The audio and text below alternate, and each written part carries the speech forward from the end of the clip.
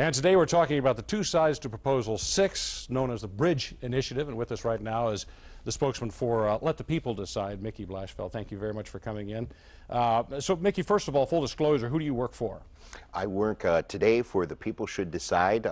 Regular job is with the Ambassador Bridge, and I've been Director of Governmental Relations for 20 years there. Okay, so Let the People Decide, also that initiative was brought about by the bridge company? The People Should Decide is a ballot initiative that or more than 600,000 people signed petitions, but it was initiated by the Ambassador Bridge personnel. And it cost the Ambassador Bridge a lot to get this initiative going, I assume. Well, the options otherwise are going to cost us all a lot more with the tax money that would be spent on a bridge that's just not necessary. So it was a matter of getting our word out. So first of all, why is it the Ambassador Bridge Company is so opposed to this bridge just being built?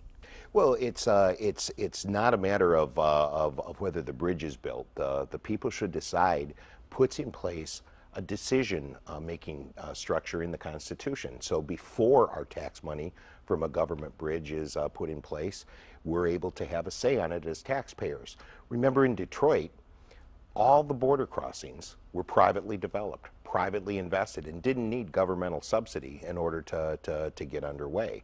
The same is true today. And, we don't need the state of Michigan unless somebody needs to be on the hook, and that's why the people should decide and should be able to vote yes on November 6th.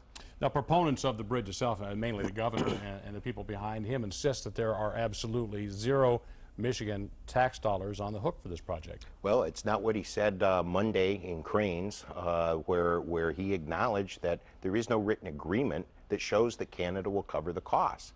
In fact, the one agreement that he has in place that was submitted to Washington indicates that Canada can walk away at any time, and there's a provision that allows them to change the deal without any prior notice. So the bottom line is, there's never been another bridge that's been built that hasn't involved taxpayer dollars when the state's involved, and that's why the people ought to be able to have a choice. Soapy Williams told us in the 1950s it wouldn't cost one nickel of taxpayer dollars for the Mackinac Bridge, but it cost us a lot more than that, $54 million in counting from our general fund, and our Constitution was amended in '63 to allow you as a taxpayer to absorb that debt.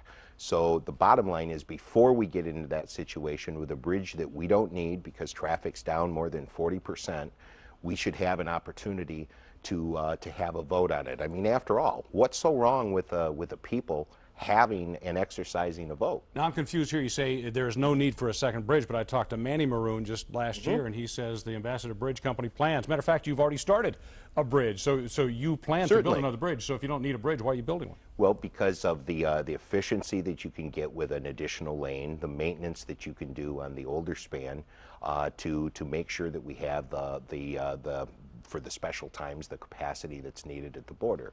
But the bottom line is, traffic is down more than 40%. No one would build a bridge. And in fact, when our state legislature heard all the facts in hearings on the governor's proposal, the same one that he's now trying to push through, there was no business case, there was no traffic case, there was no common sense case to proceed, and that's why he had to go around them and try to push it on his own. So if voters vote yes on 6, will Matty Maroon turn around and build a second bridge, or continue the bridge you're already building?